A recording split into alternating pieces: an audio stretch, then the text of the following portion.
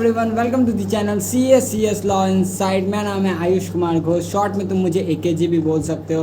आज हम लोग स्टार्ट करने वाले हैं अपने CA इंटरमीडिएट का जर्नी। एंड मैं तुम्हें बता देता हूँ, हम लोग सबसे पहले करने वाले LLP एक्ट 10 मार्क्स का अराउंड वेटेज रखता है। एंड ये थोड़ा जाना पहचाना सा टॉपिक है क्योंकि तुमने ऑलरेडी इसे पढ़ा हुआ है फाउंडेशन में, बट यहाँ और फाउंडेशन में भाई ज़मीन आसमान का फ़र्क है। चैनल पे नए हो, सब्सक्राइब नहीं किया तो सब्सक्राइब कर लो, वीडियो अच्छा लगे तो लाइक करना, ज़्यादा से ज़्यादा वीडियो को शेयर करो। और अभी बहुत कुछ चैनल पे आने वाला है, एक दिन बाद ही मैं चैप्टर 2 इनकॉर्पोरेशन है वो भी मैं करवाने वाला हूँ वन शॉट रिविजन में। बस चैनल के साथ जुड़े रहो। ये मैं अपने हैंड रिटन शॉर्ट नोट्स से करवाऊंगा। ये नोट्स तुम्हें कहाँ मिलेंगे तो नीचे टेलीग्राम का ग्रुप होगा, वहाँ ज्वाइन हो जाओ, वहाँ पर मैं ये नोट्स डाल दूँगा। चलो स्टार्ट करते हैं। CA फाउंडेशन में तुमने LLP एक्ट पढ़ा था, थोड़ा बहुत इंट्रोडक्शन जैसा। यहाँ पर तुम्हें एक्ट के साथ रूल भी पढ़ना पड़ेगा। चलो स्टार्ट करते हैं। सबसे पहले क्वेश्चन आता है कि ये LLP एक्ट आया क्यों। तो देखो, सरकार को ऐसा फील हुआ कि सिर्फ दो ही तरीके से अच्छे से तरीके से बिजनेस हो रहे थे, एक या तो कंपनी खोल के या पार्टनरशिप खोल के। तो सरकार को ऐसा फील हुआ कि नहीं भाई, नए तरीके से बिजनेस करने के लिए देना चाहिए ताकि लोग ज़्यादा से ज़्यादा बिजनेस कर सके। तो इसलिए सरकार ने क्या किया, कंपनी और पार्टनरशिप के फीचर्स को ऐड किया और एक नया फॉर्म बनाया, एक अल्टरनेट तरीका बनाया बिजनेस करने का, जिसको हम लोग LLP बोलते हैं। और ये आया था 2008 में और पूरे इंडिया पे एप्लीकेबल है। सेक्शन 1 यही बात बोलता है। उसके बाद अगर हम लोग बात करें तो इस पूरे एक्ट में 14 चैप्टर्स हैं एंड उसमें 81 सेक्शंस हैं और 4 शेड्यूल्स हैं। अब क्वेश्चन ये आता है कि इंटर में हमें कितने पढ़ने हैं। तो देखो, हमें इंटर में लास्ट जो सेक्शन पढ़ना है वो है सेक्शन 70। तुमने फाउंडेशन में 17 सेक्शंस पढ़े थे, यहाँ 70 है। हाँ, बीच में कुछ कुछ सेक्शन छुटे हुए हैं वो मानता हूँ, बट लास्ट जो सेक्शन तुम्हें पढ़ना है वो 70 सेक्शंस है। ठीक है, तो स्टार्ट करते हैं। इसमें शेड्यूल से हम लोग सबसे पहले अगर फर्स्ट शेड्यूल का बात करें हम लोग, तो पहला शेड्यूल बात करता है mutual right and duties of partners. Partners के बीच में क्या पार्टनर्स के राइट होंगे, क्या उनके ड्यूटीज़ होंगे, वो शेड्यूल 1 बोलता है। शेड्यूल 2 बोलता है कि एक पार्टनरशिप LLP में कैसे कन्वर्ट होगा, उसका प्रोसेस बताता है। शेड्यूल 3 प्राइवेट कंपनी को LLP में कन्वर्ट करने का प्रोसेस बताता है। और शेड्यूल 4 पब्लिक कंपनी को LLP में कन्वर्ट करने का प्रोसेस बताता है। यहाँ पर मैंने लिखा है सेक्शन 23 कनेक्ट होता है, वो मैं आगे अभी तुम्हें कनेक्ट करके दिखाऊंगा कि वो शेड्यूल 1 से कैसे कनेक्ट हो रहा है। ये 3 भी किसी से कनेक्ट होते हैं, किसी सेक्शन से कनेक्ट होते हैं, वो अभी मैं तुम्हें करवा रहा हूँ। ये देखो, आ जाओ मेरे साथ। ठीक है, बहुत बड़ा नोट है भाई, 10 पेज का है। पेज में देखो कितने सारे कंटेंट है, तो इसलिए 2x 1.5x पे मत देखना। एक तो मैं ऐसे ही स्पीड में बोल रहा हूँ, ऊपर से तुम देखोगे तो फिर तुम्हारा दिमाग घूम जाएगा। सेक्शन 55, 56, 57। 55 बोलता है अगर एक पार्टनरशिप को LLP में कन्वर्ट होना है तो उसको शेड्यूल 2 को फॉलो करना है। क्या शेड्यूल 2 वही प्रोसेस बताता है? बिल्कुल। तो यहाँ सेक्शन 55 बोलता है कि उसको फॉलो करो। सेक्शन 56 बोलता है अगर एक प्राइवेट कंपनी को LLP में कन्वर्ट होना है तो शेड्यूल 3 को फॉलो करो। ऑब्वियस बात है, अभी हम लोग पढ़ के आए। एंड सेक्शन 57 ये बोलता है कि एक अनलिस्टेड पब्लिक कंपनी है, याद रखना कभी भी लिस्टेड पब्लिक कंपनी कन्वर्ट नहीं हो सकता LLP में, सख्त मना किया है लॉ ने। लेकिन अनलिस्टेड पब्लिक कंपनी को अगर LLP में कन्वर्ट होना है तो शेड्यूल 4 को फॉलो करना है। यही सेक्शन 55, 56 एंड 57 बात करता है। ये कनेक्ट किससे हुआ? शेड्यूल 2, 3 एंड 4 से। ठीक है, आगे बढ़ते हैं। उसके बाद LLP के यहाँ फीचर्स हैं, तो ऑलरेडी तुम्हें पता है सारे कंपनी के फीचर्स LLP के फीचर्स होते हैं। जैसे अल्टरनेटिव कॉर्पोरेट व्हीकल है, ये लिमिटेड लायबिलिटी है, सेपरेट लीगल एग्जिस्टेंस है, LLP अलग है, LLP का पार्टनर्स अलग है, मेंबर्स की लायबिलिटी लिमिटेड है, परपेचुअल सक्सेशन है, यानी LLP चलता जाएगा जब तक उसको बंद नहीं किया जाएगा। फिर ये एग्रीमेंट के द्वारा मैनेज होता है। जैसे कंपनी में आर्टिकल्स होते हैं इंटरनल रेगुलेशंस के लिए, उसी तरह LLP में ना LLPA होता है। LLPA बोले तो लिमिटेड लायबिलिटी पार्टनरशिप एग्रीमेंट। ये एग्रीमेंट बनाता कौन है? ये पार्टनर्स मेनली आपस में बनाते हैं। इसलिए यहाँ पे फ्लेक्सिबिलिटी होता है कि वो लोग अपने हिसाब से LLP को कैसे चलाना है उस हिसाब से वो यहाँ सब कुछ ऐड वगैरह कर सकते हैं। ठीक है, उसके बाद यहाँ सेक्शन 2 आ जाते हैं। सेक्शन 2 हर एक्ट का डिफिनेशन के बारे में बात करता है, कुछ इंपॉर्टेंट टर्म्स के बारे में। तुम मॉड्यूल खोलोगे, बहुत ज़्यादा डिफिनेशंस है इसमें, बहुत ज़्यादा, लेकिन सारे नहीं पढ़ने। एग्जाम से पहले एक बार रीडिंग मार लेना, बट कुछ जो इंपॉर्टेंट डिफिनेशंस है वो मैंने यहाँ लिखा हुआ है। क्या? सबसे पहला डिफिनेशन है section 2 clause 1 sub clause D के अंदर, बॉडी कॉर्पोरेट। एक बॉडी कॉर्पोरेट क्या होता है? तो एक बॉडी कॉर्पोरेट एक ऐसा कंपनी होता है जो इंडिया में बना हो या इंडिया के बाहर बना हो। एलएलपी जो इंडिया में बना हो या इंडिया के बाहर बना हो, उसको हम लोग बॉडी कॉर्पोरेट बोलते हैं। सिंपली अगर मैं बोलूँ, बॉडी कॉर्पोरेट वो ऐसा एंटिटी होता है जिसमें ये सारे फीचर्स होते हैं, यानी limited liability, perpetual succession, limited liability, separate legal existence, artificial legal person, उनको हम लोग बॉडी कॉर्पोरेट बोलते हैं। और बॉडी कॉर्पोरेट मेनली एलएलपी और कंपनी होते हैं, ठीक है। एक चीज़ यहाँ ध्यान रखना, बॉडी कॉर्पोरेट के डिफिनेशन में कोऑपरेटिव सोसाइटी इंक्लूड नहीं है, उसको एक्सक्लूड किया गया है। यहीं पर से एक सेक्शन 3 कनेक्ट होता है, वो बोलता है कि एलएलपी एक बॉडी कॉर्पोरेट है। ये तो हम ऑलरेडी डिफिनेशन में ही समझ दिया, बट फिर से यहाँ एक अलग से सेक्शन कनेक्ट होकर बोलता है एलएलपी एक्ट में कि सेक्शन 3 कि एलएलपी एक बॉडी कॉर्पोरेट है, ठीक है। उसके बाद एक फॉरेन एलएलपी का डिफिनेशन है। फॉरेन एलएलपी एक ऐसा एलएलपी है जो इंडिया के बाहर बना हो। अमेरिका का कोई एलएलपी इंडिया में आकर अगर बिजनेस कर रहा है तो उसको हम लोग फॉरेन एलएलपी बोलेंगे। अब यहाँ पर एक सेक्शन भी कनेक्ट होता है, सेक्शन 59। वो क्या बोलता है, ये देखो, वो क्या बोलता है, यहाँ देखो सेक्शन 59 वो क्या बोलता है, सेंट्रल गवर्नमेंट फॉरेन एलएलपी के रिलेटेड रूल्स बना सकता है, चाहे उसके बिजनेस के रिलेटेड हो, चाहे उसके इनकॉर्पोरेशन के प्रोसीड्यूर के रिलेटेड हो। सेंट्रल गवर्नमेंट के पास पावर है कि वो रूल बना भी सकता है और उसको मॉडिफाई भी कर सकता है। यही बात बोलता है सेक्शन 59।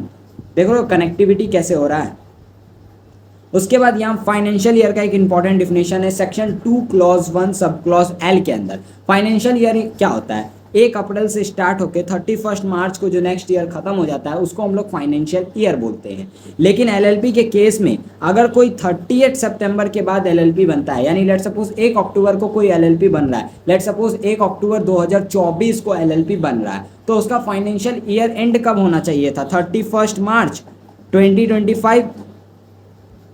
लेकिन यहाँ पर एक पॉइंट बोलता है section 2 clause 1 sub clause L कि अगर एक एलएलपी 30 सितंबर के बाद बन रहा है ना, तो उसका ईयर एंड होगा 31 मार्च को ही, बट नेक्स्ट ईयर नहीं, उसके नेक्स्ट ईयर जाके, यानी 2025 में ईयर ना एंड होके 2026 में होगा, उसको थोड़ा एक्स्ट्रा टाइम मिलता है।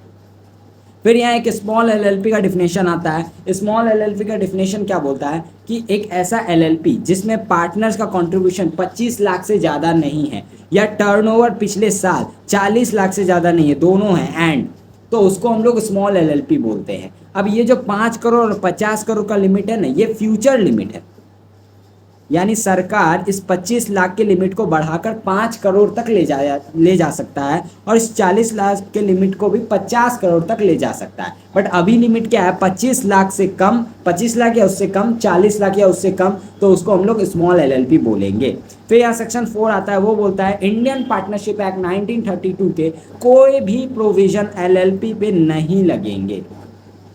फिर सेक्शन 5 आता है, वो बोलता है कि चाहे इंडिविजुअल हो, यानी कोई एक जिंदा इंसान हो, इंसान, या एक बॉडी कॉर्पोरेट हो जैसे रिलायंस, टाटा, वो दोनों कोई भी हो, वो पार्टनर बन सकते हैं एलएलपी के। यानी एक एलएलपी को इंसान भी खोल सकता है और एक एलएलपी में बॉडी कॉर्पोरेट्स भी पार्टनर बन सकते हैं।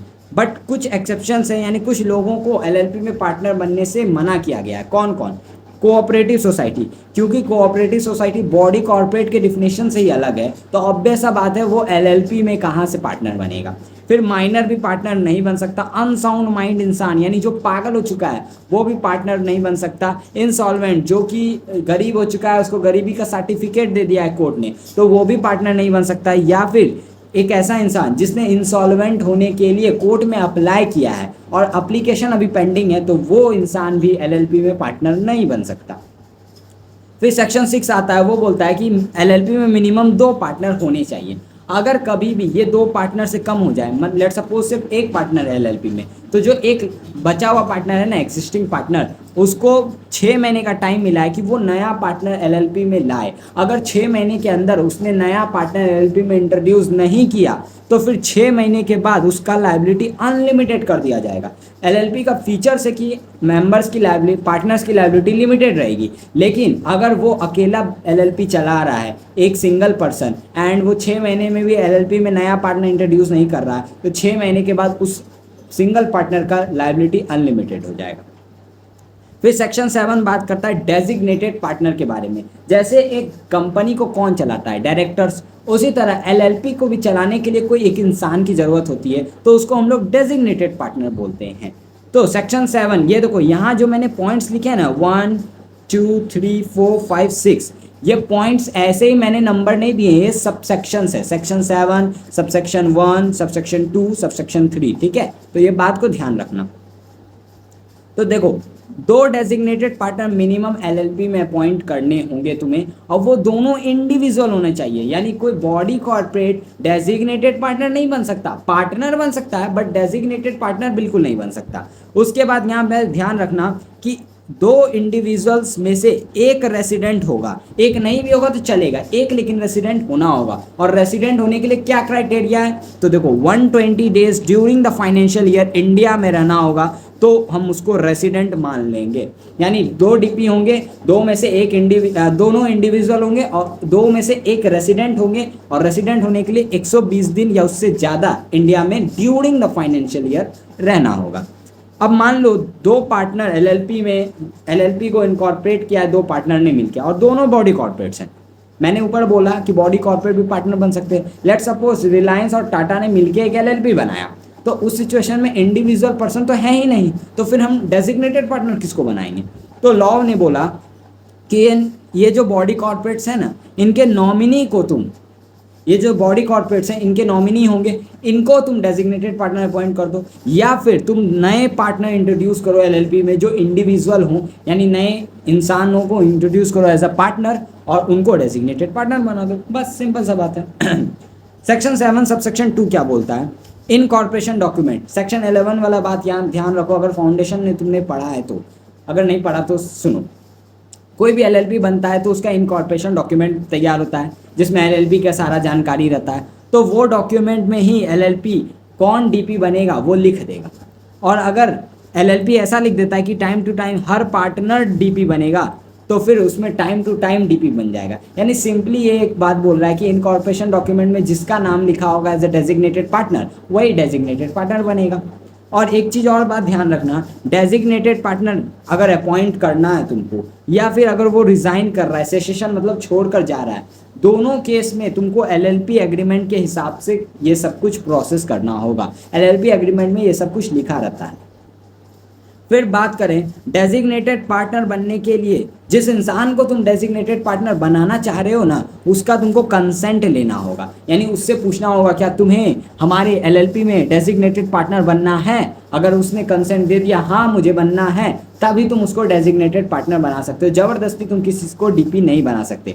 और ये जो कंसेंट है वो फॉर्म 4 के अंदर देता है एलएलपी को। उसके बाद यहाँ ध्यान रखना, एलएलपी जैसे ही डेजिग्नेटेड पार्टनर अपॉइंट करेगा, उसके 30 दिन के अंदर अंदर वो रजिस्ट्रार को फाइल करेगा और बताएगा कि हमने नया डेजिग्नेटेड पार्टनर अपॉइंट किया है और इससे हमने कंसेंट भी ले लिया है। ये सारी बातें वो एलएलपी को बताएगा। ठीक है, कितने दिन के अंदर अंदर, अपॉइंटमेंट के 30 दिन के अंदर अंदर। ये सेक्शन 7 सबसेक्शन 4 बोलता है। एंड एक और बात ध्यान रखना, यहाँ मैंने लिखा है ROLLP।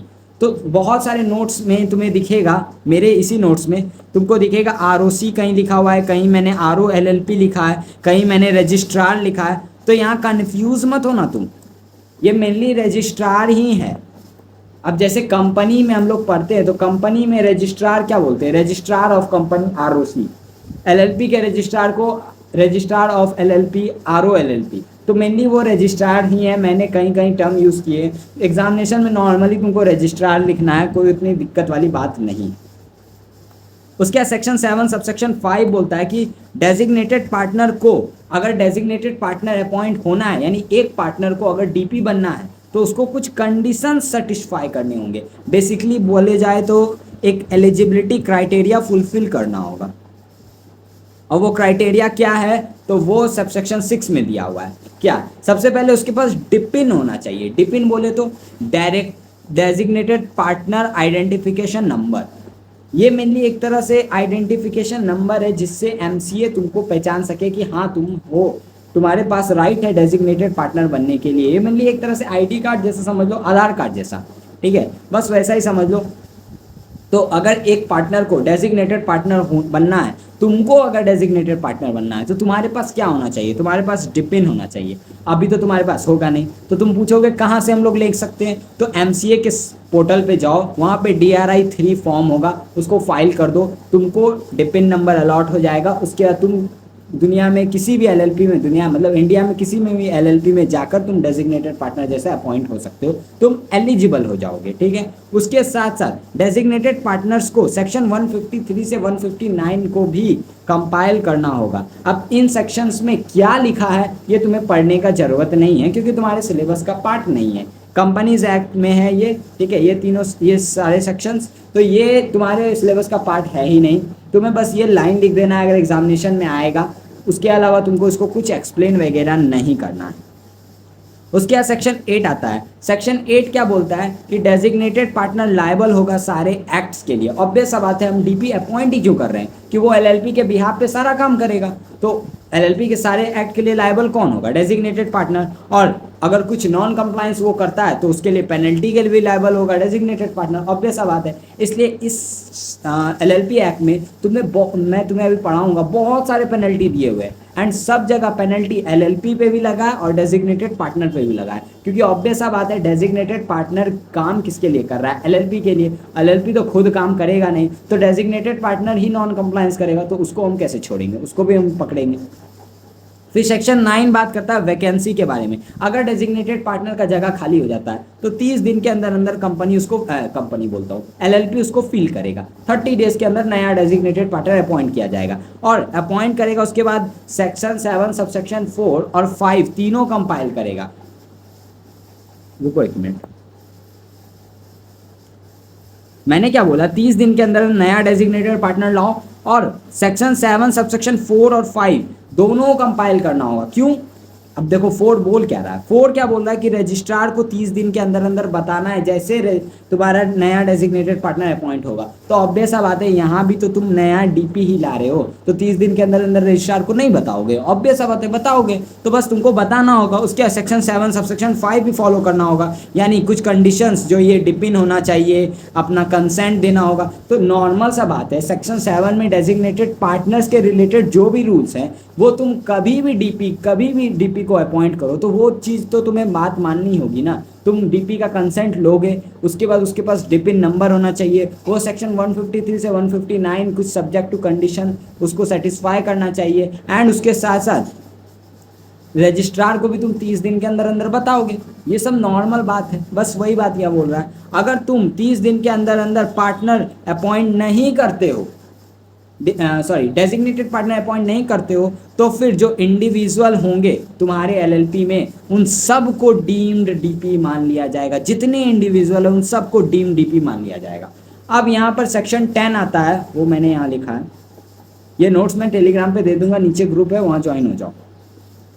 सेक्शन 10 आता है, वो क्या बोलता है? अगर तुमने सेक्शन 7 सबसेक्शन 1, सेक्शन 7 सबसेक्शन 5 या सेक्शन 9 इनको कंपाइल नहीं किया, यानी इनको फॉलो नहीं किया, तो एलएलपी पे 10,000 का पेनल्टी और हर पार्टनर पे 10,000 का पेनल्टी, ठीक है, प्लस कंटिन्यू डिफॉल्ट में तुम पे 100 रुपीज़ पर डे लगता रहेगा, पार्टनर्स पे भी लगता रहेगा, मैक्सिमम 1 लाख तक, और इस पे 50,000 तक। अब यहाँ पे क्वेश्चन ये आ रहा है कि यहाँ पे डेजिग्नेटेड पार्टनर पे पेनल्टी क्यों नहीं लग रहा? मैंने तो तुम्हें सेक्शन 8 में यही बताया कि डीपी पे पेनल्टी लगता है, क्योंकि डीपी सारे एक्ट के लिए लायबल है। तो यहाँ सिंपल सा एक देखो, सेक्शन देखो कौन सा है, सेक्शन 7 सबसेक्शन 1 और सेक्शन 9, यानी सेक्शन 7 सबसेक्शन 1 क्या बोलता है कि 2 डेजिग्नेटेड पार्टनर अपॉइंट करने हैं। अब मान लो तुमने अपॉइंट ही नहीं किए, तो वहाँ पे तो डीपी है ही नहीं, तो पार्टनर पे ही ना पेनल्टी लगाओगे।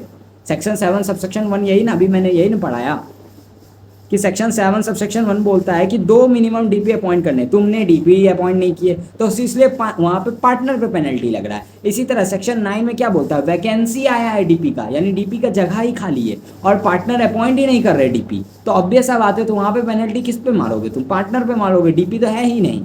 उसके बाद यहाँ एक और सेक्शन है, सेक्शन 7 सबसेक्शन 4 कौन सा बात बोलता है? रजिस्ट्रार को 30 दिन के अंदर अंदर एलएलपी को बताना है। ये देखो, इसलिए मैंने इसका सबसेक्शन लिखा है, समझ में आ रहा है? ये 30 दिन वाला बात। अगर तुमने रजिस्ट्रार को 30 दिन के अंदर नहीं बताया कि हमने नया डीपी अपॉइंट किया है, तो एलएलपी और हर एक पार्टनर पे पेनल्टी लगेगा 5,000 रुपये और 100 रुपीज़ पर डे करके, मैक्सिमम कितना 50,000 और LLP पे और पार्टनर्स पे 25,000 रुपया, ठीक है। तो इतने पेनल्टी लगने वाले हैं। एंड एक बात मैं बता देता हूँ, LLP में बहुत सारे पेनल्टी है, तो पहले सारे कॉन्सेप्ट को अच्छे से समझना, फिर पेनल्टी बाद में याद करना।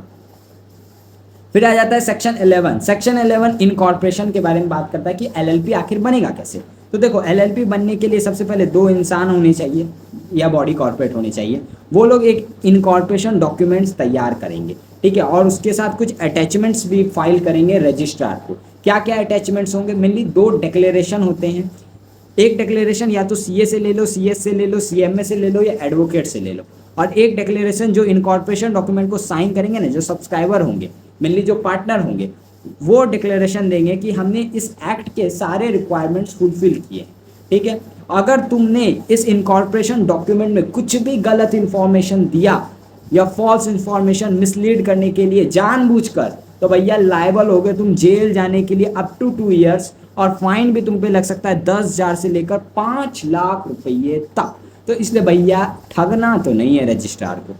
अब इस इनकॉर्पोरेशन डॉक्यूमेंट में तुमको लिखना क्या क्या है? नाम, LLP का क्या नाम है, वो कौन सा बिजनेस करने वाला है, LLP का रजिस्टर ऑफिस कहाँ पे होने वाला है, नेम एंड एड्रेस क्या होगा डेजिग्नेटेड पार्टनर का, नेम और एड्रेस ऑफ अदर पार्टनर्स का, और भी अदर इंफॉर्मेशन जो तुमको यूजफुल लगे वो लिखना होगा, ठीक है। फिर यहाँ पे सेक्शन 12 आता है, वो बोलता है कि ROC को जैसे ही तुम्हारा इनकॉर्पोरेशन डॉक्यूमेंट मिलेगा, वो उस चीज़ को सब कुछ चेक करेगा, एग्जामिन करेगा, और अगर वो सेटिस्फाई हो गया 14 दिन के अंदर अंदर वो तुम्हें एक नया सर्टिफिकेट दे देगा। और जैसे ही तुम्हें सर्टिफिकेट देगा, ये कंक्लूसिव एविडेंस बन जाएगा, यानी अब LLP तुम्हारा एग्जिस्टेंस में आ चुका है। फिर सेक्शन 13 बात करता है कि LLP का एक खुद का रजिस्टर ऑफिस होगा। अब वैसा बात है, तुम्हारा घर है कि नहीं? अभी अगर CA से बुक आया, तुम्हारे CA इंटरमीडिएट के बुक्स आए होंगे, CS एग्जीक्यूटिव के बुक्स आते हैं, CA फाइनल में जाओगे तो उनके बुक्स आएंगे, कोई नोटिस वगैरह आता है तो तुम्हारे घर पे ही आता है ना, एड्रेस पे आता है। उसी तरह LLP के भी रजिस्टर ऑफिस होने चाहिए, जहाँ पे एड्रेस पे उसका सब कुछ रिसीव होना है, नोटिस वगैरह सब कुछ रिसीव होना है। तो ये रजिस्टर ऑफिस कहाँ है LLP का, ये रजिस्ट्रार को बताना पड़ता है। और अगर रजिस्टर ऑफिस फ्यूचर में LLP चेंज भी करता है तो वो रजिस्ट्रार को बताना पड़ेगा, सिंपल सा बात है। सेक्शन 14 बात करता है जैसे ही LLP रजिस्टर हो गया तो क्या क्या चेंजेस आए, यानी क्या क्या इफेक्ट हुए रजिस्ट्रेशन के। तो देखो, अब LLP केस कर भी सकता है, केस खा भी सकता है अपने नाम पर, क्योंकि अब आ गया क्या बोलते हैं, सेपरेट लीगल एग्जिस्टेंस, LLP अलग, पार्टनर अलग। फिर परचेज कर सकता है, सेल कर सकता है, लायबिलिटी इंकर कर सकता है, एसेट्स खरीद सकता है, सब कुछ अपने नाम पे कर सकता है। कॉमन सील भी चाहे LLP तो रख सकता है। कॉमन सील बोले तो एक थप्पा जैसा होता है जो कि डॉक्यूमेंट ऑथेंटिकेट करने में काम आता है। अब ये रखना LLP के लिए ऑप्शनल है। 2 डेजिग्नेटेड पार्टनर मिलकर अगर साइन कर दे तो हम उसको बराबर मान लेते हैं, इक्विवेलेंट मान लेते हैं कॉमन सील के, ठीक है। उसके बाद डूइंग एंड सफरिंग, अब LLP बन गया तो LLP पे अदर प्रोविजंस भी लगेंगे, अदर एक्ट के, तो वो एक्ट के भी प्रोविजंस LLP को मानने होंगे। अगर नहीं मानेगा तो फिर उसमें जो पेनल्टी वगैरह है तो LLP को उस पर पेनल्टी देना पड़ेगा। फिर सेक्शन 15 बात करता है कि LLP हमेशा अपने नाम के पीछे या तो LLP वर्ड यूज़ करेगा या limited liability partnership word use करेगा। और LLP दुनिया में कोई भी नाम रखे, बस वो अनडिज़ायरेबल नहीं होना चाहिए, यानी आलतू फालतू नाम तुम नहीं रख सकते LLP का। और उसके बाद आइडेंटिकल भी नहीं होना चाहिए, यानी किसी का कॉपी कर लिया हम LLP का, दूसरे बॉडी कॉर्पोरेट का नाम कॉपी कर रहे हैं हम, या फिर दूसरे ट्रेडमार्क, कोई ट्रेडमार्क है किसी का, उसका हम नाम कॉपी करके LLP बना रहे, तो ये बहुत गलत बात है। तुम कॉपी नहीं कर सकते, तुम खुद का नाम रखो कुछ भी भाई। एक बात ध्यान रखना, अगर हम फर्म का नाम कॉपी कर रहे हैं तो भैया कोई केस वेस नहीं होने वाला है, तुम कर सकते हो। पार्टनरशिप का नाम हम कॉपी कर सकते हैं, बट बॉडी कॉर्पोरेट यानी दूसरे कंपनी और दूसरे LLP का नाम हम कॉपी नहीं कर सकते। फिर सेक्शन 16 बोलता है कि LLP जो है अपना नाम रिजर्व करवा लेता है। अब इसका मोटिव समझो सेक्शन 16 का कि क्यों LLP अपना नाम रिजर्व करवाएगा। तो देखो, ऑब्वियस सा बात है, अगर LLP है, मैं अगर एक नया LLP खोलने जा रहा हूँ, मैंने सोचा मैं अपने LLP का नाम रखूंगा AKG LLP, ठीक है। तो मैं इनकॉर्पोरेशन डॉक्यूमेंट तैयार कर रहा हूँ, डिक्लेरेशन वगैरह ले रहा हूँ, तो मेरे को टाइम लगेगा कि नहीं? हो सकता है इस टाइम में जब तक मैं ये सब अपने डॉक्यूमेंट वर्क कर रहा हूँ, कोई दूसरा इंसान जाए और अपना LLP रजिस्टर करवा ले AKG LLP के नाम से, तो भाई मैं तो टाइम वेस्ट कर रहा था। तो इसलिए लोग क्या करते हैं, पहले ही नाम रिजर्व करवा लेते हैं कि जब तक पेपर वर्क होगा ना तो नाम उनका कोई दूसरा ना ले सके। तो ये न्यू एलएलपी भी करवा सकता है और एग्जिस्टिंग एलएलपी भी करवा सकता है, अगर एग्जिस्टिंग को नाम बदलना है तो ये नाम रिजर्व करवा सकता है। और रिजर्व रजिस्ट्रार कितने महीने के लिए करता है, तो 3 महीने तक के लिए तुम्हारा नाम रिजर्व कर लेता है, तब तक तुम सारा पेपर वर्क कर लो। फिर सेक्शन 17 बात करता है कि एलएलपी का नेम आइडेंटिकल नहीं हो सकता, बट हो सकता है कि रजिस्ट्रार से मिस हो जाए और एलएलपी रजिस्टर हो जाए कोई आइडेंटिकल नेम या तो बॉडी कॉर्पोरेट से या ट्रेडमार्क से। तो उस सिचुएशन में सेंट्रल गवर्नमेंट ना ऑर्डर देगा तुमको 3 महीने के अंदर अंदर नाम बदल, एलएलपी को ऑर्डर देगा कि 3 महीने के अंदर नाम बदल। अगर एलएलपी ने यस यानी नाम बदल दिया तो फिर ये 15 दिन के अंदर रजिस्ट्रार को बताएगा कि हाँ हमने नाम बदल दिया है भैया, और रजिस्ट्रार 30 दिन के अंदर अंदर एलएलपी को एक नया सर्टिफिकेट इशू कर देगा। लेकिन दिक्कत ये आता है कि अगर 3 महीने में एलएलपी ने नाम ही नहीं बदला तो उस सिचुएशन में सेंट्रल गवर्नमेंट सुओ मोटो यानी खुद से ही तुम्हारा नाम बदल देगा और रजिस्ट्रार को बता देगा, कुछ भी एलएलपी का नाम रख देगा, तो भैया नाम बदल लिया करो अगर 3 महीने में बोला गया है तो। एक और बात ध्यान रखना, ट्रेडमार्क अगर एलएलपी ने कॉपी किया है तो उस पर केस करने का टाइम बस 3 साल है। 3 साल के अंदर अंदर अगर ट्रेडमार्क के रिलेटेड केस नहीं हुआ तो फिर तुम एलएलपी का कुछ नहीं कर सकते। लेकिन नाम के ऊपर अगर बॉडी कॉर्पोरेट या एलएलपी का नाम कॉपी हुआ है तो फिर केस करने का टाइम लाइफ टाइम तक है, ठीक है। उसके बाद अब यहाँ पर आ जाता है रूल, मैंने बोला था एलएलपी रूल्स के साथ हमें पढ़ना है। यहाँ पे आ जाता है रूल 18 एलएलपी रूल्स 2009। वो क्या बोलता है कि हम लोग ने समझा कि इनकॉर्पोरेशन डॉक्यूमेंट बना के एलएलपी को फाइल करना है, बट एग्जैक्टली एलएलपी बनेगा कैसे, उसका स्टेप्स क्या है। तो देखो उसका स्टेप्स क्या है। सबसे पहले तुम नेम रिजर्व करने के लिए रन एलएलपी फॉर्म फाइल करोगे। मैंने बताया कि क्यों फाइल करते हैं हम लोग, ठीक है। रन एलएलपी फॉर्म है, फाइल करोगे, रजिस्ट्रार वहाँ पर फिर अप्रूव करके तुम्हारा नाम एलएलपी का 3 महीने के लिए रिजर्व कर देगा। यहाँ तक कोई दिक्कत नहीं। फिर इनकॉर्पोरेशन डॉक्यूमेंट किस फॉर्म में जाता है, तो फिलिप फॉर्म फिलिप यहाँ ई फॉर्म है, ये एमसीए के साइट पे तुमको मिलेगा। इसी फॉर्म में इनकॉर्पोरेशन डॉक्यूमेंट जाता है, जैसे कि कंपनी में आईएनसी में जाता है इनकॉर्पोरेशन के लिए, उसी तरह यहाँ पर फिलिप फॉर्म में जाता है। अब याद करो यहाँ पे सेक्शन 7 कनेक्ट हो रहा है। सेक्शन 7 में मैंने क्या बोला था कि अगर एक पार्टनर को डिपिन चाहिए, डिपिन या डिन होते हैं डायरेक्टर्स के लिए, कंपनी के लिए, डिपिन होते हैं पार्टनर्स के लिए, डेजिग्नेटेड पार्टनर्स के लिए। अगर एक पार्टनर को डिपिन चाहिए, अगर एक पार्टनर को डेजिग्नेटेड पार्टनर बनना है तो उसके पास डिपिन होना चाहिए। और डिपिन तुम लोगे कहाँ से, तो मैंने बोला था एमसीए में DRI 3 एक फॉर्म होता है, वो फाइल कर दो, तुमको डिपिन मिल जाएगा। तो यहाँ पे लॉ क्या बोलता है कि देख भाई, क्या तू बार बार DRI 3 फाइल करने जाएगा। जब तुम एलएलपी इनकॉर्पोरेट कर रहे हो तो एलएलपी के साथ तुम फिलिप फॉर्म फाइल करोगे इनकॉर्पोरेशन के लिए, तो उसी टाइम ना तुम किसी 5 इंसान का फ्लिप फॉर्म के साथ ही डिपिन के लिए भी अप्लाई कर सकते हो। यानी दोबारा वापस DRI 3 फाइल करने का जरूरत नहीं है। लेट सपोज मैं एक एलएलपी खोल रहा हूँ, मेरे पास अभी डिपिन नहीं है, मैं, मेरा भाई एंड मेरे कज़न सब मिलकर एलएलपी खोल रहे हैं, हमारे पास किसी के पास डिपिन नहीं है, तो भाई हम लोग को एमसीए के पास जाकर DRI 3 फाइल करना होगा। तो भाई इतना कौन करता है, सीधा हम लोग क्या करेंगे, जो हम में से जिसको भी डेजिग्नेटेड पार्टनर बनना है वो क्या करेंगे, ये जो फॉर्म फिलिप है ना, इसी के साथ हम डिपिन भी अप्लाई कर देंगे, तो हमें रजिस्ट्रार वो भी अप्लाई, एमसीए वो भी हमें दे देगा, ठीक है। उसके बाद जैसे ही इनकॉर्पोरेशन डॉक्यूमेंट जाएगा तो मैंने बोला ROC इसको एग्जामिन करता है, फिलिप फॉर्म को भी एग्जामिन करेगा, ठीक है। अगर कुछ डिफेक्ट लगा तो ROC तुमको 15 दिन के अंदर बोलेगा डिफेक्ट ठीक करके दो। अगर तुमने ठीक करके दिया फिर डिफेक्ट लगा तो फिर 15 दिन का टाइम मिलेगा। उसके बाद अगर ROC सेटिस्फाई हो गया तो फिर वो तुम्हें नया सर्टिफिकेट दे देगा, उसके साथ पेन भी दे देगा और TDA नंबर भी देगा। और ये जो सर्टिफिकेट मिलता है ना, ये फॉर्म 16 के अंदर तुम्हें मिलता है। आप समझ में आया कि एलएलपी बनाना है तुम्हें तो कैसे बनाना होगा, क्या क्या स्टेप्स हैं। यहाँ पे मैंने शॉर्ट में स्टेप लिखा है कि सबसे पहले रन एलएलपी फाइल करो, फिर ई फॉर्म फ्लिप फाइल करो। उसके बाद मैंने बोला था कि एलएलपी चलेगा कैसे, एलएलपी एग्रीमेंट से।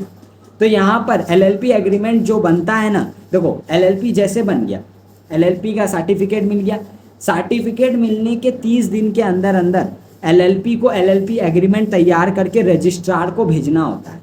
जैसे ही सर्टिफिकेट मिला उसके 30 दिन के अंदर अंदर एलएलपी को डॉक्यूमेंट एलएलपी एग्रीमेंट भी तैयार करना होगा और उसको भेजना भी होगा, फाइल भी करना होगा 30 दिन के अंदर अंदर। तो ये जो फाइल करेगा वो ई फॉर्म 3 के अंदर करेगा। तो अब समझ में आ रहा है, तुम्हें फॉर्म भी पढ़ना है, रूल्स भी पढ़ना है, इतना इजी नहीं है इंटरमीडिएट, ठीक है। इसको 2x पे बिल्कुल मत देखना, मैंने बोल दिया है क्योंकि मैं ऑलरेडी स्पीड में बोल रहा हूँ।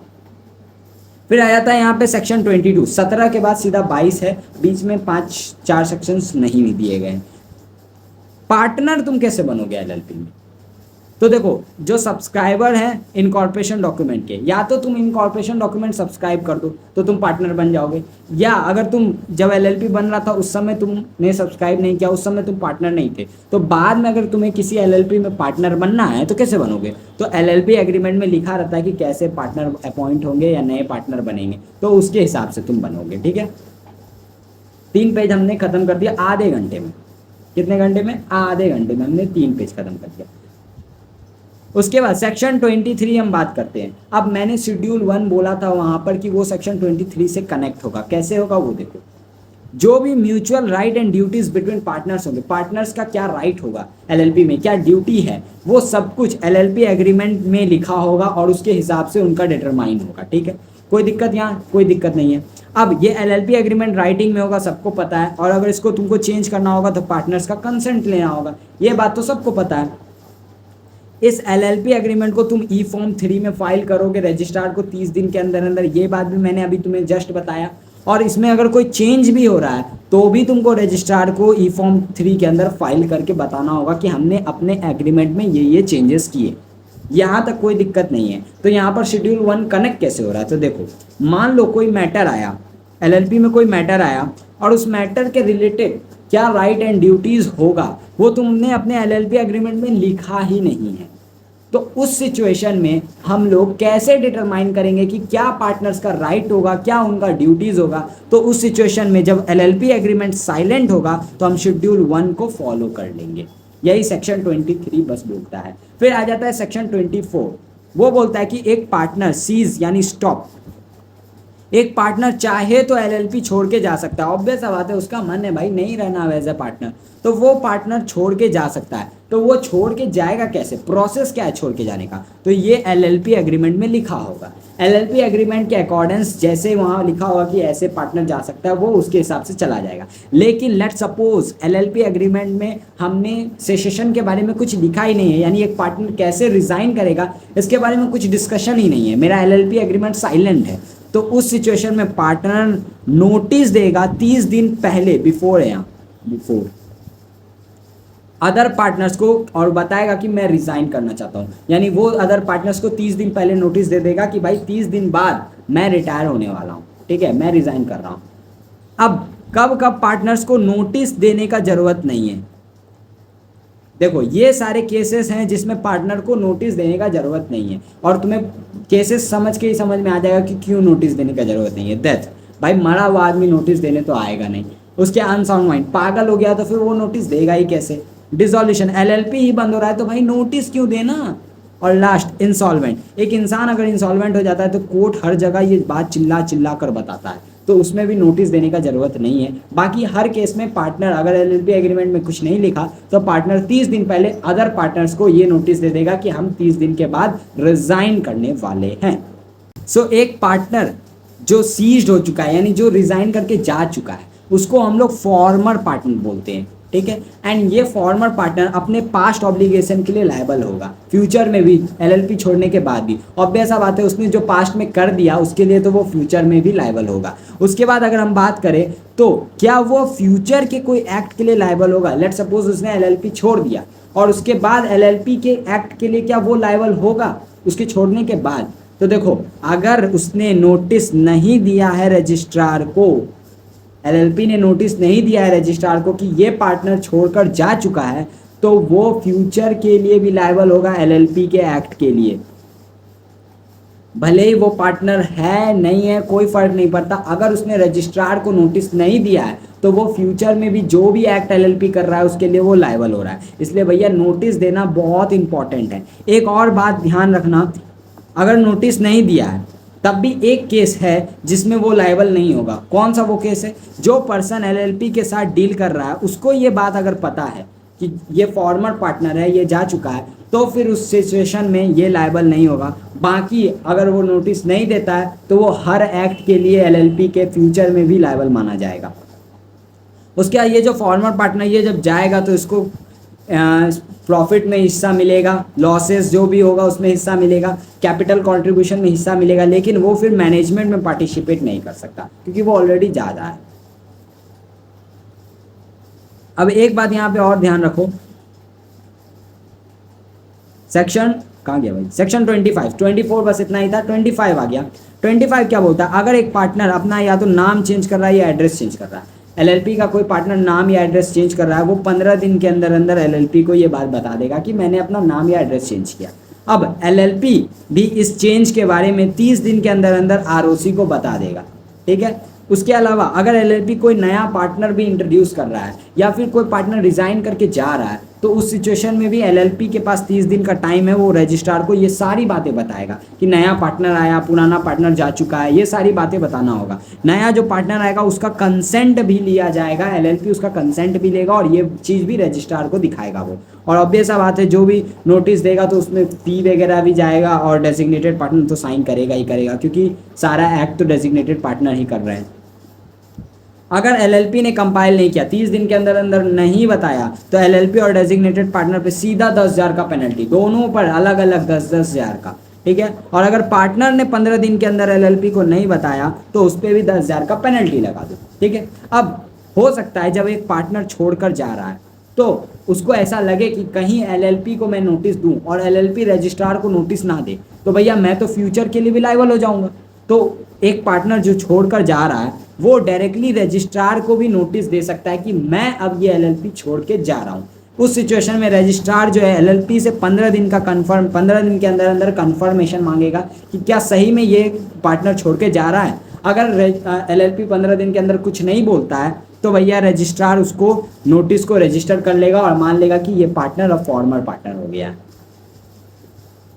अब आ जाता है सेक्शन 26, बहुत फिद्दू सा सेक्शन है। ये बोलता है कि पार्टनर ना एजेंट है एलएलपी का, लेकिन अदर पार्टनर का नहीं। यानी ये इंडियन पार्टनरशिप एक्ट में पढ़ते थे ना कि एक पार्टनर दूसरे पार्टनर के एक्ट के लिए लायबल है, वहाँ ये सब नहीं है ये बातें। यहाँ सिर्फ एक पार्टनर एलएलपी का एजेंट है, अदर पार्टनर का नहीं। सेक्शन 27 बात करता है कि एलएलपी लायबल होता है अपने पार्टनर्स के एक्ट के लिए। ऑब्वियस सा बात है, पार्टनर के एक्ट्स के लिए लायबल होगा, लेकिन वैसे एक्ट जो उसके अथॉरिटी के अंदर हुए हैं, ऑर्डिनरी कोर्स में हुए हैं।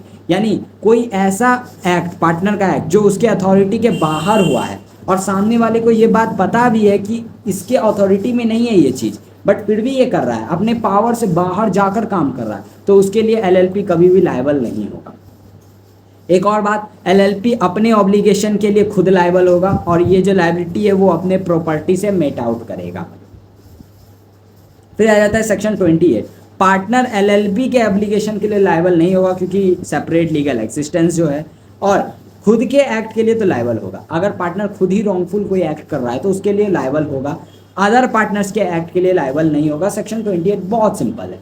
सेक्शन 29, ये तुमने इंडियन पार्टनरशिप में अगर फाउंडेशन तुमने अच्छा से पढ़ा है तो तुमने ये इंडियन पार्टनरशिप एक्ट से भी पढ़ा होगा, और मैंने तुम्हें बोला भी है कि एलएलपी कुछ नहीं, कंपनी और पार्टनरशिप का मिक्सचर है। तो ये देखो, एक पर्सन अपने वर्ड से बोलकर, लिखकर या अपने कंडक्ट से या जानबूझ के दूसरे पर्सन को परमिशन दे रहा है कि वो उस इंसान को एज अ पार्टनर शो करे, और इसी रिप्रेजेंटेशन पे भरोसा करके कोई एक आउटसाइडर एलएलपी को कुछ क्रेडिट दे दे, तो इस ट्रांजैक्शन के लिए ये जो थर्ड पार्टी है वो लायबल होगा, चाहे उसको पता हो ये बात या ना पता हो। यानी मैं भले ही किसी एलएलपी का पार्टनर नहीं हूँ, लेकिन मैं या तो बोल कर, लिख कर या अपने कंडक्ट से, या मैं किसी और को बोलने दे रहा हूँ कि हाँ मैं पार्टनर हूँ, तो और इस बात पर भरोसा करके तुम एलएलपी को क्रेडिट दे देते हो, तो मैं इस ट्रांजैक्शन के लायबल हूँगा, भले ही मेरे को ये बात पता हो या ना हो कि तुमने क्रेडिट दिया है या नहीं दिया।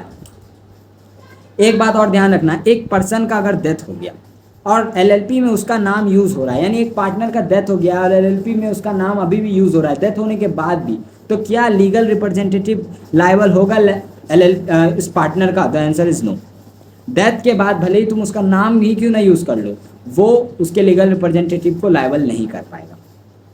सेक्शन 29 खत्म। सेक्शन 30 बोलता है unlimited liability in case of fraud. मैंने बताया कि एलएलपी में पार्टनर्स की लायबिलिटी लिमिटेड रहता है, लेकिन यहाँ पर अगर कोई एलएलपी या उसका कोई पार्टनर या कोई उसका एम्प्लॉई कोई ऐसा एक्ट या बिजनेस कर रहा है जिसका इंटेंशन ये डिफ्रॉड करना क्रेडिटर्स को, यानी क्रेडिटर्स को मूर्ख बनाकर अपना फ़ायदा देखने उनको ठगना है, तो उस सिचुएशन में लायबिलिटी जो है अनलिमिटेड कर दिया जाएगा एलएलपी पार्टनर सबका, पार्टनर एम्प्लॉय सबका लायबिलिटी अनलिमिटेड कर दिया जाएगा। उसके अलावा जो पर्सन को लॉस हुआ है इस एक्ट के कारण, जो आउटसाइडर है, इस एक्ट के कारण कोई लॉस अगर सफ़र हुआ है उसको, तो उसको कंपनसेशन भी देना होगा। एक और बात ध्यान रखना है यहाँ पर, जो पर्सन इस एक्ट और बिजनेस में पार्टिसिपेट कर रहा है ये जानकर कि ये एक्ट किया ही जा रहा है कि क्रेडिटर्स को मूर्ख बनाना है, तो वो लायबल होगा इम्प्रूवमेंट के लिए अप टू 5 ईयर, यानी उसको जेल हो सकता है 5 सालों तक, प्लस फाइन भी लग सकता है 50,000 से लेकर 5 लाख तक। फाइन और पेनल्टी देख रहे हो कितना है, एक बार में तो कभी याद होना ही नहीं है ये। लेकिन एलएलपी अपना पल्ला झाड़ सकता है, यानी एलएलपी बोल सकता है कि पार्टनर ने ये एक्ट किया, मेरे क्या गलती। अगर वो ये प्रूफ कर दे कि एलएलपी क्या यहाँ पे कोई रोल ही नहीं है, उसको पता भी नहीं था कि उसका पार्टनर ऐसा ऐसा कुछ काम कर रहा है, गलत सब काम कर रहा है, तो एलएलपी बच सकता है, नहीं तो फिर एलएलपी भी लायबल माना जाएगा। सेक्शन 31 बात करता है विसल ब्लोइंग के बारे में। कोर्ट या ट्राइब्यूनल ना किसी एक पार्टनर या एम्प्लॉय का पेनल्टी या उसके ऊपर कोई चार्जेस लगे हैं तो वो माफ़ कर सकता है, अगर वो इंसान, वो जो पार्टनर है, उसने इन्वेस्टिगेशन के टाइम पे कुछ यूज़फुल इन्फॉर्मेशन दिया या कुछ ऐसा इन्फॉर्मेशन दिया जिससे कोई अदर पार्टनर एम्प्लॉय दोषी पाया गया, तो उस सिचुएशन में इसके ऊपर जो पेनल्टी एंड लायबिलिटी लगा उसको माफ़ कर दो। इसको मैं एक सिंपल में बोलता हूँ, खुद फंस रहे हो तो अपने आप को बचाने के लिए दूसरे को फंसा दो, यानी तुम्हारे ऊपर पेनल्टी वगैरह लगा हुआ है बट तुमको अंदर की बातें पता है कि एलएलपी में ये तो मेरे से भी ज़्यादा निर्लज है, तो तुम जाके ट्राइब्यूनल को बता दो कि ये ऐसा ऐसा आदमी है, और ट्राइब्यूनल अगर रिसर्च करेगा और उसको पता चल जाएगा कि हाँ तुम सही बोल रहे हो, तो भैया हो सकता है कि वो तुम्हारा पेनल्टी कम कर दे या माफ़ ही कर दे। तो मतलब खुद फंसने वाले थे तो दूसरे को फंसा दो। एक बात और ध्यान रखना, क्योंकि मैंने इन्फॉर्मेशन दिया है तो मेरे साथ कोई डिस्क्रिमिनेशन नहीं होना चाहिए, ये एलएलपी एक्ट बोलता है, बट अजी घंटा डिस्क्रिमिनेशन नहीं होता होगा भाई, ऐसे इंसान तो छोड़ दो भाई, डिस्क्रिमिनेशन तो होता ही होगा। अब अंदर की बात मेरे को नहीं पता। सेक्शन 32 बोलता है कि पार्टनर्स को एलएलपी के लिए कुछ कंट्रीब्यूशन करना होगा। ऑब्वियस बात है, एलएलपी बिना पैसे के तो चलेगा नहीं, तो कुछ कंट्रीब्यूशन करना होगा, या तो कोई टेंजिबल एसेट्स दे दो या मूवेबल इमूवेबल प्रॉपर्टी दे दो, मनी कैश कुछ भी तुम दे दो, लेकिन कुछ कंट्रीब्यूशन तो करना होगा, ठीक है। एंड जो भी कंट्रीब्यूशन करोगे उसका मॉनेटरी वैल्यू तुम डिस्क्लोज करोगे एलएलपी के अकाउंट्स में कि इस पार्टनर ने इतने वैल्यू का चीज़ मेरे को दिया। सेक्शन 33 क्या बोलता है कि पार्टनर्स का ऑब्लिगेशन है कि एलएलपी एग्रीमेंट में उसने जितना लिखा कि मैं इतना कंट्रीब्यूट करूंगा, वो एलएलपी एग्रीमेंट में लिखा हुआ है और तुम कंट्रीब्यूट ही नहीं कर रहे, ये नहीं है, तुमको कंट्रीब्यूट तो करना होगा। एक और ये नया बात है, ये ध्यान से सुनो।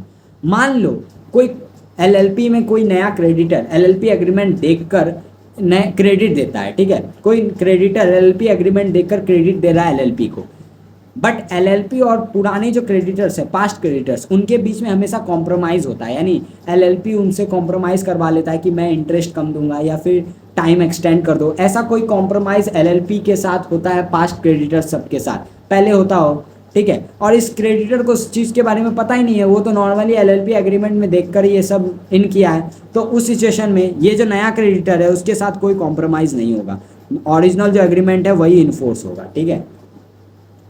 अब आ जाता है यहाँ पे सेक्शन 34, सबसे खतरनाक सेक्शन अगर है तो यही है एलएलपी एक्ट का। एंड एक बात बोलूँ, बहुत ईजी है, मैं अच्छे से समझाऊंगा, इसमें मैंने सीएस एग्जीक्यूटिव के भी चीज़ ऐड किए हुए हैं, ठीक है, इसके मैंने सीएस एग्जीक्यूटिव के चीज़ भी ऐड किए हुए हैं, तो ऑब्वियस सा बात है मैं यहाँ पर कुछ चीज़ कट करवाऊँगा, वो तुम्हें नहीं पढ़ना है। इस नोट्स में क्या नहीं पढ़ना है वो लिख दो। देखो सेक्शन 34 के साथ तुम्हें यहाँ रूल 24 पढ़ना पड़ता है एलएलपी के, सेक्शन 34 के साथ रूल 24 पढ़ना पड़ता है, लेकिन तुम्हें यहाँ मैं बता देता हूँ सारे रूल्स ये इंटरमीडिएट में नहीं है, कुछ ही रूल्स कनेक्ट हैं वो मैं तुम्हें बताऊंगा, बाकी रूल्स तुम्हें कट कर देने हैं, क्योंकि मैंने सीए इंटर और एग्जीक्यूटिव के मिला के बनाए हैं, दोनों में एलएलपी एक्ट है तो उसमें ज़्यादा रूल्स हैं, तो मिलाकर मैंने नोट्स बनाए हैं, क्योंकि बार बार कितना ही बनाऊंगा मैं, तो इसलिए यहाँ पर मैं नोट्स डालूंगा तो उसमें ये चीज़ कट कर लेना।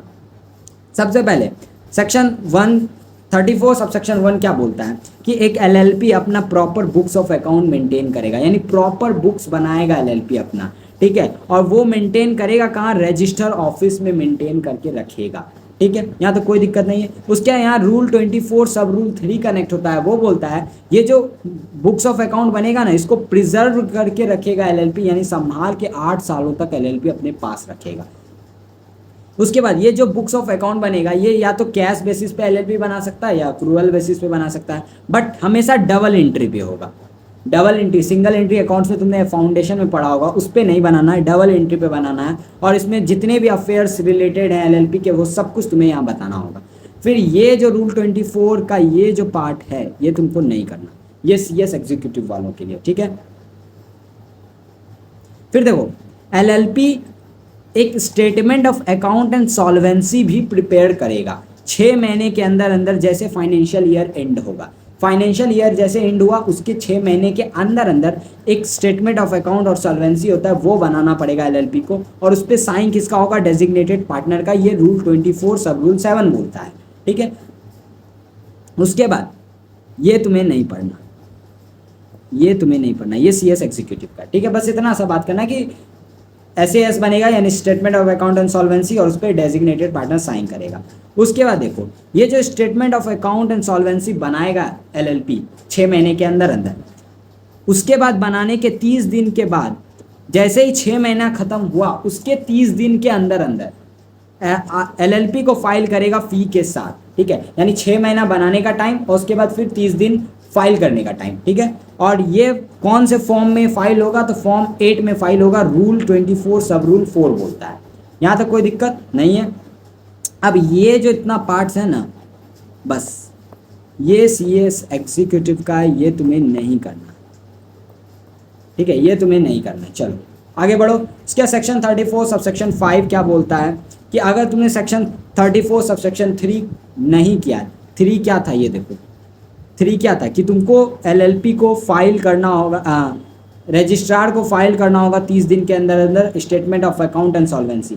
अगर तुम 30 दिन के अंदर अंदर फाइल नहीं कर पाते हो तो पेनल्टी लगेगा एलएलपी पे 100 रुपीज़ पर डे करके। जितना दिन तो फाइल नहीं करोगे, मैक्सिमम 1 लाख, और हर डेजिग्नेटेड पार्टनर पे 100 रुपीज़ करके 50,000 तक। उसके अलावा सेक्शन 34 सबसेक्शन 6 बोलता है अगर तुम 34 सबसेक्शन 1, 2, 4 नहीं फॉलो करते, यानी 1 में क्या था, तुम बुक्स ऑफ अकाउंट नहीं बना रहे, बुक्स ऑफ अकाउंट नहीं बना रहे 6 महीना। 2 क्या बोल रहा था, बुक्स ऑफ अकाउंट नहीं बना रहे। 2 बोल रहा था कि तुम स्टेटमेंट ऑफ सॉल्वेंसी प्रिपेयर नहीं कर रहे हो, अकाउंट्स एंड सॉल्वेंसी प्रिपेयर नहीं कर रहे हो। 4 क्या बोल रहा था, 4 अकाउंट्स वाला बात। वो ये है भाई, रुक जाओ रुक जाओ रुक जाओ, ये है, 1 मिनट, मैंने ध्यान ही नहीं दिया। इतना सा बात है कि एक एलएलपी को अपना अकाउंट्स ऑडिट करवाना होगा, बस कुछ सेंट्रल गवर्नमेंट इसको एजम्पशन दे सकता है, यानी ऑफिशियल गजट में पास करके ये बोल सकता है कि इस एलएलपी के, इस क्लास ऑफ एलएलपी को ऑडिट करवाने का ज़रूरत नहीं है। यही सब सेक्शन 4 बोलता है। इतना सा है, इसके बाद नहीं है, ये नहीं, ये नहीं। ठीक है, ये नहीं। यानी 6 सबसेक्शन है। पहला बोलता है कि तुमको बुक्स ऑफ अकाउंट रखना है, दूसरा बोलता है एसएएस बनाना है 6 महीने के अंदर, तीसरा बोलता है उसको फाइल करना है, चौथा बोलता है ऑडिट भी करवाना होगा एलएलपी को अपने अकाउंट्स को। ठीक है, और अगर उसमें तुमने कंपाइल नहीं किया तो तुम पे पेनल्टी लगेगा, एलएलपी पे 25,000 से 5 लाख और हर डीपी पे 10,000 से लेकर 1 लाख तक। ठीक है, फिर सेक्शन 34A आता है। वो क्या बोलता है, सेंट्रल गवर्नमेंट नफरा के साथ मिलके अकाउंटिंग स्टैंडर्ड और ऑडिटिंग स्टैंडर्ड एलएलपी का प्रिस्क्राइब कर सकता है। फिर सेक्शन 35 बात करता है एनुअल रिटर्न के बारे में। देखो हर एक एलएलपी को, सबसेक्शन 1 है ये, हर एक एलएलपी को 60 दिन के अंदर अंदर, जैसे फाइनेंशियल ईयर एंड हुआ उसके 60 डेज के अंदर अंदर एलएलपी एनुअल रिटर्न फाइल करेगा रजिस्ट्रार को, और उस पर डेजिग्नेटेड पार्टनर साइन करेगा। ठीक है, उसके बाद यहाँ ध्यान रखो रूल 25 कनेक्ट हो रहा है। वो क्या बोल रहा है, अगर एक एलएलपी जिसका टर्नओवर 5 करोड़ से ज़्यादा हो चुका है या फिर कैपिटल कंट्रीब्यूशन 50 लाख से ज़्यादा हो चुका है, यहाँ ज़्यादा है, यहाँ और कुछ नहीं है। ठीक है, तो उस सिचुएशन में तुमको ये जो एनुअल रिटर्न है ना, इस पे साइन लेना पड़ेगा पीसीएस का, प्रैक्टिसिंग कंपनी सेक्रेटरी का। ठीक है, ये तुमको करने का जरूरत नहीं है, प्रैक्टिसिंग कंपनी सेक्रेटरी का। मेनली देखो क्या बोल रहा है, एनुअल रिटर्न 60 दिन के अंदर अंदर बनाओ और उसके रजिस्ट्रार को फाइल कर दो और उस पर साइन मेनली डीपी का लेना है। बट अगर ये तुम क्राइटेरिया को पार कर जाते हो तो तुमको डीपी का साइन तो लेना ही है, उसके अलावा तुमको पीसीएस का भी साइन लेना पड़ेगा। अगर नॉन कंप्लायंस होगा तो पेनल्टी लगेगा भाई, पेनल्टी याद करने में दिक्कत तो होना है। बहुत ज़्यादा दिक्कत होना है, मेरे को अभी तक याद नहीं हुआ। 100 रुपीज़ पर डे करके दोनों डीपी और एलएलपी पे मैक्सिमम इस पे 1,50,000। एक चीज़ मैं तुम्हें बताता हूँ शॉर्ट रिवीजन के लिए, ज़्यादातर जो है ना पेनल्टी 1,50,000 ही है, कहीं कहीं चेंजेस है तो वो बात का बात है, वो ध्यान देना। फिर आ जाता है सेक्शन 36, वो क्या बोलता है, एलएलपी जो भी डॉक्यूमेंट्स फाइल कर रहा है रजिस्ट्रार को, मेनली इनकॉर्पोरेशन डॉक्यूमेंट फाइल किया उसने, एनुअल रिटर्न फाइल किया, statement of account and solvency file किया, ये सब कुछ रजिस्ट्रार को जो भी फाइल हो रहा है वो एक पब्लिक डॉक्यूमेंट बन चुका है, तो वो इंस्पेक्शन के लिए अवेलेबल है, तुम बस कुछ पैसे देकर उसको इंस्पेक्ट कर सकते हो, ठीक है। फिर सेक्शन 37 बात करता है कि एक पर्सन अगर कोई गलत इन्फॉर्मेशन दे रहा है या जानबूझकर कुछ इन्फॉर्मेशन जो मटेरियल इंपॉर्टेंट है लेकिन उसको नहीं बता रहा है, तो भैया उस पर उसको जेल हो सकता है 2 सालों तक के लिए और 1 लाख से 5 लाख तक का पेनल्टी भी लग सकता है। मेनली किस डॉक्यूमेंट के बारे में बात कर रहा है, तो इस डॉक्यूमेंट के बारे में, यानी इन सारे डॉक्यूमेंट में कोई पर्सन अगर कुछ नहीं बता रहा है जानबूझकर, तो भैया वो गलत कर रहा है, उसके साथ ये गलत होगा। फिर सेक्शन 38 क्या बोलता है कि रजिस्ट्रार किसी भी एम्प्लॉय को, किसी भी पार्टनर को या किसी भी फॉर्मर पार्टनर को, यानी किसी भी एलएलपी के किसी भी इंसान को उठा सकता है और उसको बोल सकता है कि हमें कुछ इन्फॉर्मेशन चाहिए तुमसे, हमें इन्फॉर्मेशन दो, ठीक है, और हमें लिखकर राइटिंग में अच्छे रिजनेबल टाइम के अंदर दो। अगर वो इंसान इन्फॉर्मेशन नहीं दे पाता है या गलत सलत इन्फॉर्मेशन दे रहा है रजिस्ट्रार को, तो रजिस्ट्रार उसको समन भी भेज सकता है कि आओ हमसे मिलो और हमको इन्फॉर्मेशन दो, हमको इन्फॉर्मेशन चाहिए। रजिस्ट्रार को कोई इन्फॉर्मेशन चाहिए तो वो मान सकता है, और अगर नहीं उस सेटिस्फाई हो रहा है तो वो बुला भी सकता है समन देके कि आओ हमसे मिलो और हमको इन्फॉर्मेशन दो। अगर समन में भी देने के बाद वो नहीं आता है तो भैया पेनल्टी तो लगना ही है, मैक्सिमम 2,000 से मिनिमम 2,000 से मैक्सिमम 25,000। फिर आ जाता है सेक्शन 39। सेक्शन 39 बात करता है कंपाउंडिंग के बारे में, यानी देखो आरडी और ऑफिशियल, ये मेनली क्या है मैं बताता हूँ। मान लो तुमने कोई ऑफेंस किया, एलएलपी ने कोई ऑफेंस किया और उस ऑफेंस का जो पनिशमेंट है वो सिर्फ फाइन है, यानी इम्प्रूवमेंट का यहाँ कोई बात नहीं है, जेल वेल का यहाँ कोई बात नहीं है। मान लो कोई तुमने ऑफेंस किया, किसी एलएलपी ने कोई ऑफेंस किया और उसका पेनल्टी जो है बस फाइन है, कोई इम्प्रूवमेंट जेल वेल का बात नहीं है, तो उस सिचुएशन में कोर्ट केस होगा भाई, कोर्ट में केस चलेंगे, प्रोसीडिंग्स चलेंगे, प्रोसिक्यूशन चलेंगे। तो एलएलपी क्या करना चाहता है, एलएलपी सोचता है कि भाई इतना कोर्ट में जाकर टाइम वेस्ट करूंगा, इससे अच्छा अपने ऑफेंस को कंपाउंड करवा लो। कंपाउंड मतलब क्या होता है, जितना फाइन लगना है मैक्सिमम फाइन लेकर एलएलपी ये प्रोसीडिंग सब ये कोर्ट के चक्कर से दूर हो जाता है, यानी सीधा एलएलपी जाता है आरडी के पास और बोलता है कि हाँ मेरे से ये गलती हो गई है, मैं इतने पैसे हैं ये ले लीजिए और मेरे को छोड़ दीजिए, प्रोसीडिंग मत करिए, टाइम वेस्ट मेरा मत करिए। बस वही बात है यहाँ पर। तो रजिस्ट्रार या कोई भी अदर ऑफिसर जिसको सेंट्रल गवर्नमेंट ने अप्रूव किया वो कंपाउंड कर सकता है कोई भी ऑफेंस मैक्सिमम फाइन लेकर, ताकि प्रोसीडिंग वगैरह का टाइम वेस्ट ना हो, कोर्ट का चक्कर वगैरह ना हो, ठीक है। लेकिन कंपाउंड करने के लिए ये एप्लीकेशन जो है रजिस्ट्रार के पास जाता है, आरडी के पास डायरेक्ट एलएलपी ये एप्लीकेशन नहीं देता, पहले रजिस्ट्रार के पास देता है, रजिस्ट्रार इसमें कुछ कमेंट ऐड करके आरडी को भेज देता है, उसके आरडी अगर अप्रूवल दे देता है, मान लो कोर्ट का केस ऑलरेडी स्टार्ट हो चुका है तो वो केस रुक जाएगा, और अगर नहीं स्टार्ट हुआ है तो यहाँ देखो, एक मिनट रुको भाई नेटवर्क भाग गया। तो मैं क्या बोल रहा हूँ कि रजिस्ट्रार आरडी फिर अप्रूवल दे देगा, तो फिर अगर कोर्ट में केस स्टार्ट हो भी गया है तो वो रुक जाएगा, और अगर नहीं भी स्टार्ट हुआ है तो वो स्टार्ट ही नहीं होगा फिर, ठीक है। जैसे ही आरडी का अप्रूवल आया, तुमको ये बात रजिस्ट्रार को 7 दिन के अंदर बताना है कि आरडी ने हमें कंपाउंड कर दिया है हमारे ऑफेंस को। अब एक बात ध्यान रखना, सिमिलर ऑफेंस के लिए तुमको फिर से कंपाउंडिंग नहीं मिलेगा 3 सालों में। यानी मान लो तुमने कोई ऑफेंस किया, एलएलपी ने कोई ऑफेंस किया, ठीक है, और फिर तुम आरडी के पास गए कि भैया देखिए कोर्ट कचहरी के मामले में हमें नहीं पढ़ना, मैक्सिमम फाइन लीजिए और हमें छोड़ दीजिए। तो आरडी तुमसे मैक्सिमम फाइन ले लेगा और तुमको बोलेगा कि तुम्हारा ऑफेंस कंपाउंड हो गया, अब तुम्हें कोर्ट कचहरी जाने की ज़रूरत नहीं है। अब मान लो तुम फिर से वही सेम गलती फिर से कर रहे हो, तो भैया तुमको दोबारा कंपाउंडिंग नहीं मिलेगा, अगर तुम वो 3 साल के अंदर अंदर कर रहे हो। 3 साल के बाद अगर सेम गलती करते हो तो उसको एज ए फर्स्ट ट्रीट किया जाता है। ये मेनली पता है कोर्ट कचहरी का टाइम वेस्ट ना हो इस कारण से। एलएलपी कुछ गलती करेगा, कोर्ट में इस चीज़ के बारे में मैटर चलेगा, बार बार समन आएगा, उनको बार बार जाना होगा, तो एलएलपी का टाइम वेस्ट होगा। तो इसलिए वो अपना टाइम बचाने के लिए बोलते हैं लीजिए मैक्सिमम फाइन लीजिए और मैटर यहीं पे ख़त्म करिए। ये तुम मूवी सब में भी देखते होगे कि कोर्ट कचहरी के मामले से बाहर करने के लिए भाई ये पैसे ले और माफ़ कर दे मेरे को, बस वही वाला यहाँ पे केस है कंपाउंडिंग का, ठीक है। उसके बाद आरडी जो एडिशनल फ़ी वगैरह भी मांग सकता है LLP partner employ designated partner से, ठीक है। और कुछ इन्फॉर्मेशन वगैरह भी मांग सकता है, अगर उसने कंपाइल नहीं किया तो पनिशमेंट लगेगा, मैक्सिमम फाइन दुगुना कर देगा वो। मतलब एडिशनल फ़ी मांगा एलएलपी ने नहीं दिया तो फिर फाइन दो दुगुना, सिंपल बात है भाई। एक मिनट को पानी पीने दो यार, लगातार बोलना।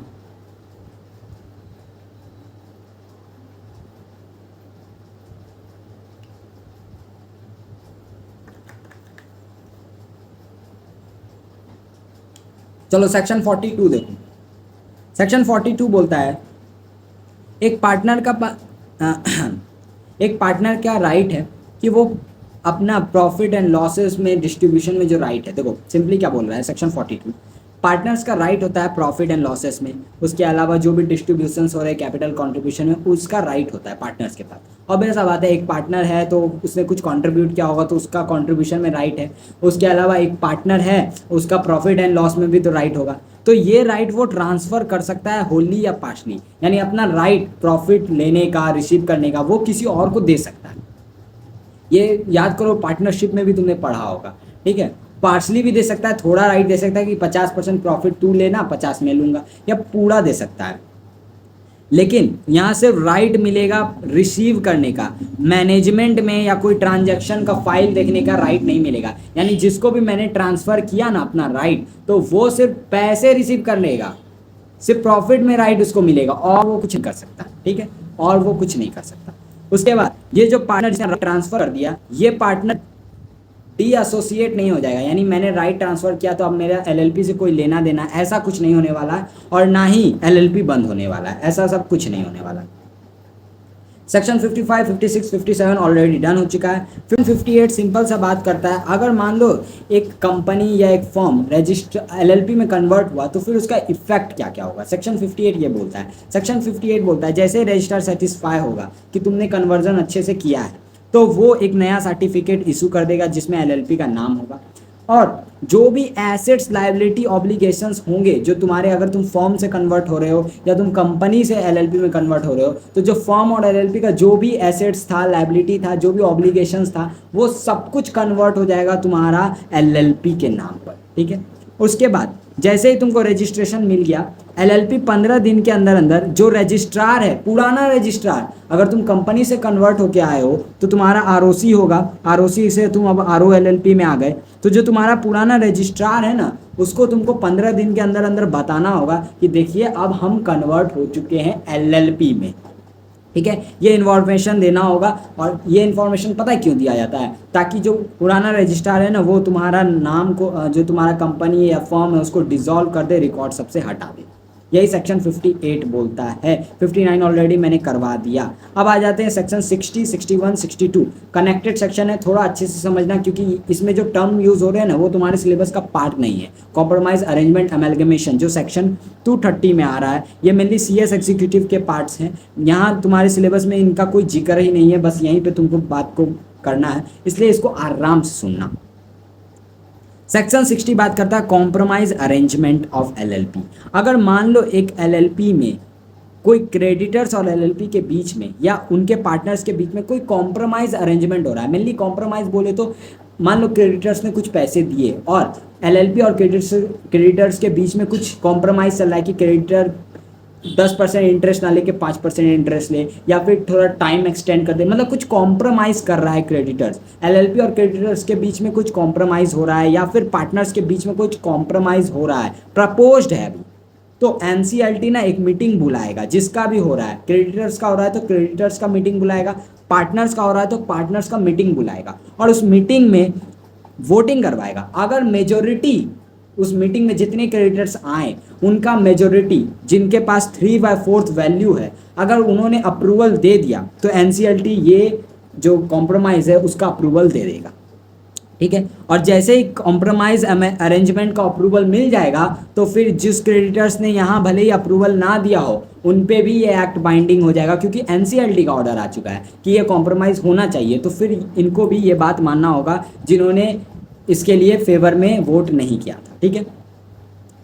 एनसीएलटी तब तक ऑर्डर पास नहीं करेगा जब तक उसको सब कुछ पता ना हो कि लेटेस्ट फाइनेंशियल पोजीशन क्या है, सारे मटेरियल फैक्ट उसको डिस्क्लोज हैं कि नहीं। वो सब कुछ पता होने के बाद एलएलपी फिर देखेगा कि वोटिंग में मेजोरिटी वोट 3/4 वैल्यू वाले आया है कि नहीं। उसके बाद फिर वो ग्रांट कर देगा, मतलब अप्रूव कर देगा compromise arrangement between creditors and partners. ठीक है। उसके बाद ये ऑर्डर फाइल करना होगा 30 दिन के अंदर अंदर रजिस्ट्रार को कि हाँ कॉम्प्रोमाइज अरेंजमेंट अमेलगमेशन अप्रूव हो चुका है। अगर नहीं होता है तो फिर पेनल्टी 10,000 का 100 रुपीज़ पर डे करके दोनों पर, हर डीपी पर भी और एलएलपी पे भी मैक्सिमम 1,50,000। ठीक है।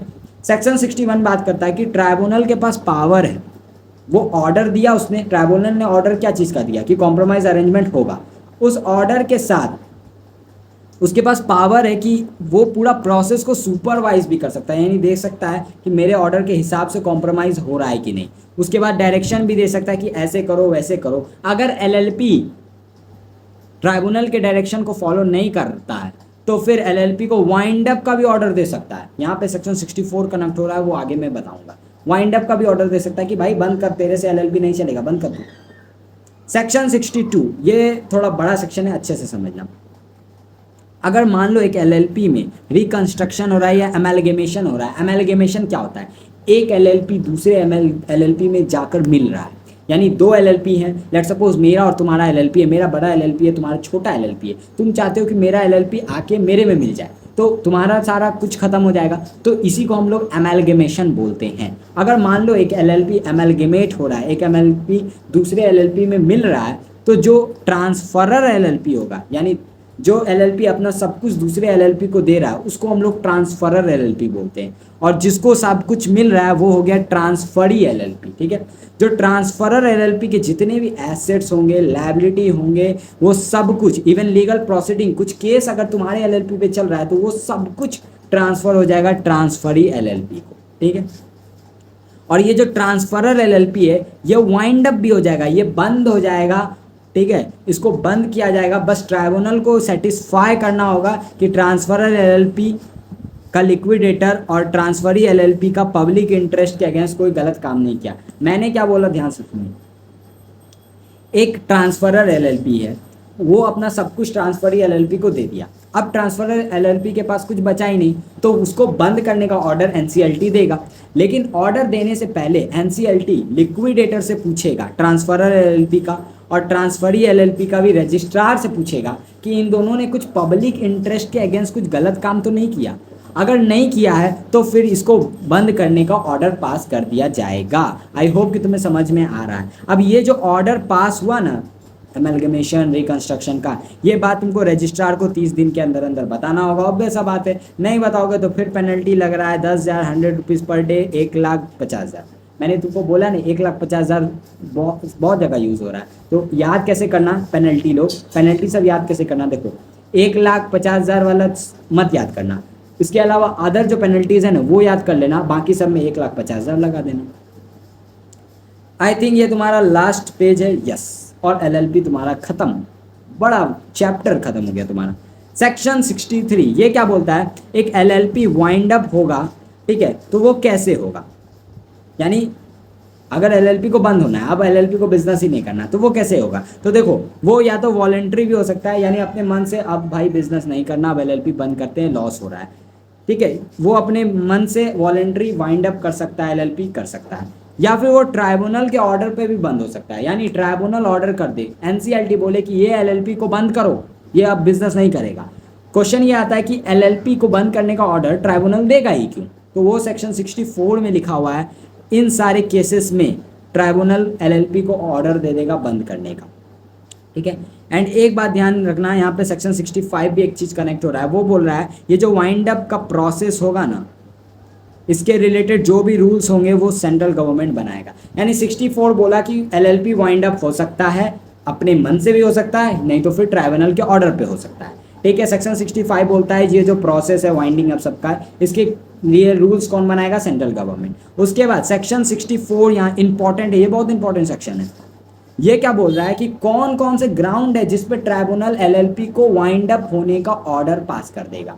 तो सबसे पहला, अगर एक एलएलपी ने डिफॉल्ट किया है एनुअल रिटर्न फाइल करने में, सेक्शन 35 याद है, 60 दिन के अंदर अंदर फाइल करना होता है, या SAS statement of account and solvency section 34, अगर वो फाइल ही नहीं किया पिछले 5 कंसेक्यूटिव फाइनेंशियल ईयर, यानी लगातार 5 साल से एलएलपी ये दोनों फाइल ही नहीं कर रहा, तो भैया एनसीएलटी बोलेगा तुमसे बिजनेस नहीं होने वाला, एलएलपी बंद करो।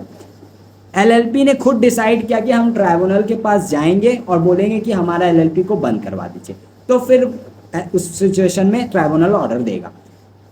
एक एलएलपी 6 महीने से ज़्यादा बिजनेस करे जा रहा है एक पार्टनर से कम में, सेक्शन 6 यहाँ पे कनेक्ट हो रहा है, याद करो कि एक पार्टनर ही एलएलपी का बिजनेस संभाल रहा है, तो उस सिचुएशन में एलएलपी बोलेगा, एनसीएलटी बोलेगा कि एलएलपी तू अपना बिजनेस बंद कर, वाइंड अप कर। ठीक है, अगर कोई एलएलपी इंटीग्रिटी सोवर्निटी के अगेंस्ट, यानी देश की एकता के अगेंस्ट कोई गलत काम कर रहा है, तो भैया एनसीएलटी सबसे पहले आएगा और बोलेगा ट्राइब्यूनल कि एलएलपी को बंद करो, वाइंड अप करो। ठीक है, और जस्ट एंड इक्विटेबल ग्राउंड, अगर कोई भी ग्राउंड अगर एलएलपी को लगे, ट्राइब्यूनल को लगे कि एलएलपी को बंद होना चाहिए, तो फिर वो जस्ट एंड इक्विटेबल ग्राउंड देकर एलएलपी को बंद कर सकता है। अब यहाँ पे एक चीज़ मैं दिखाता हूँ, आ गया भाई,